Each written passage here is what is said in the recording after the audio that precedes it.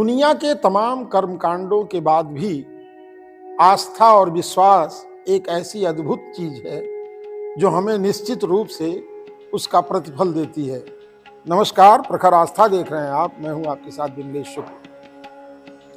आज आपको जो मैं कहानी सुनाने जा रहा हूं, ये कर्मकांड और तमाम पूजा पाठों से हट करके एक अलग तरह की सच्ची घटना है, जिसे आप अंत तक सुनेंगे तो निश्चित रूप से आपको लगेगा कि सेवा और जो अपने अंदर की बात है, जो अपना मन कहता है, अगर उसके अनुरूप किया जाए तो ईश्वर उसे भी सुनते हैं, प्रार्थनाएं सुनी जाती हैं। ये कहानी है कलकत्ते के एक सेठ की। ये सत्य घटना है जो आपको मैं सुनाने जा रहा हूँ। कलकत्ते में एक बहुत बड़े सेठ रहा करते थे। वो श्रीमंत थे, काफी धनी थे। ईश्वर में अटूट विश्वास और आस्था थी, लेकिन दैव योग से उनके कोई संतान नहीं थी। एक अरसा गुजर गया, विवाह के बाद भी कोई संतान नहीं हुई। एक दिन एक महात्मा जी उनके घर पहुंचे तो उन्होंने बातचीत की। सेठ जी के आवभगत से बड़े प्रसन्न हुए।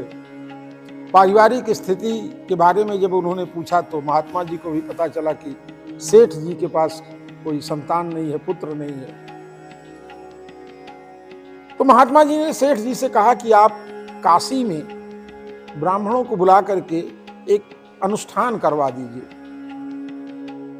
तो आपके आंगन में भी किलकारियों से भर जाएगा, बच्चा आ जाएगा। सेठ जी को बड़ा विश्वास नहीं था, लेकिन महात्मा जी चूंकि उन्होंने कह दिया, धर्मानुरागी थे, ईश्वर में बड़ी आस्था थी, तो उन्होंने कहा चलो भाई, महात्मा जी ने कहा है तो ये भी करवा दो। इस काम के लिए उन्होंने अपने एक मुनीब को काशी भेजा। कलकत्ते से पुराना समय था, वो काशी पहुंचे मुनीब जी। उन्होंने कुछ ब्राह्मणों को इकट्ठा किया, जोड़ा, खोजा।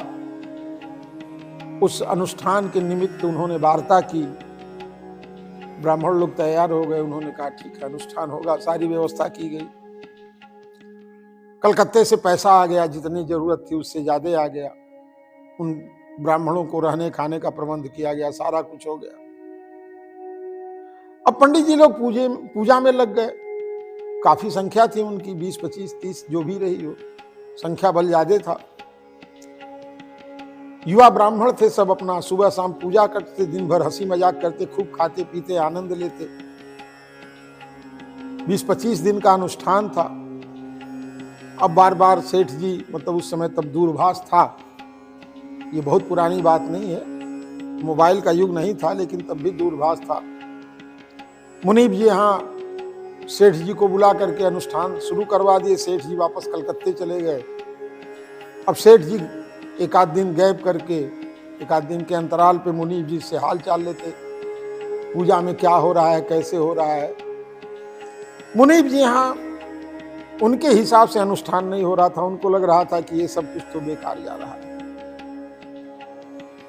तो जब सेठ जी उनसे पूछते कि पूजा कैसी चल रही, तो बताते अरे पूजा क्या चल रही है, सुबह शाम वही पूजा हो जाती है, आरती हो जाती है शाम को, और दिन भर लोग, पंडित जी लोग तो आनंद से अपना जीवन व्यतीत कर रहे हैं, खाते हैं, पीते हैं, हंसी ठट्टा करते हैं।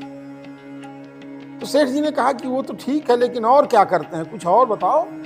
उन्होंने कहा और क्या है, बस सुबह शाम यही है कि जब आरती करने भगवान की जाते हैं तो कहते भैया सेठ जी की इच्छा को जरूर प्रभु पूरा करिए। बड़ा दयालु सेठ है, बड़ा सेवा भाव वाला सेठ है, तो बस उनकी इच्छा पूर्ण हो जाए, यही हमारी प्रार्थना है। बाकी तो जो हम लोगों से बन पड़ रहा है, पूजा पाठ कर ही रहे हैं।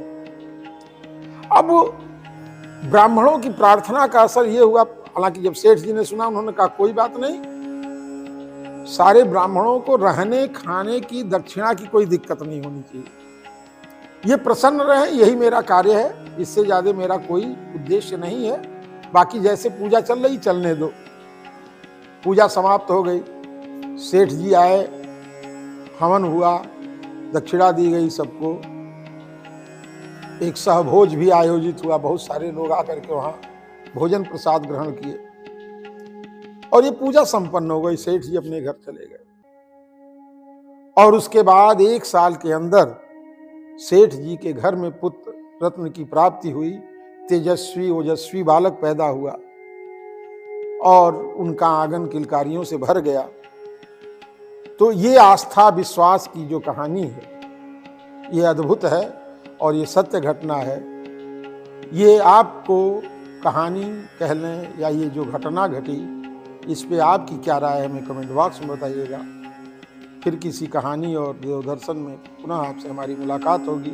तब तक के लिए हमारा नमस्कार।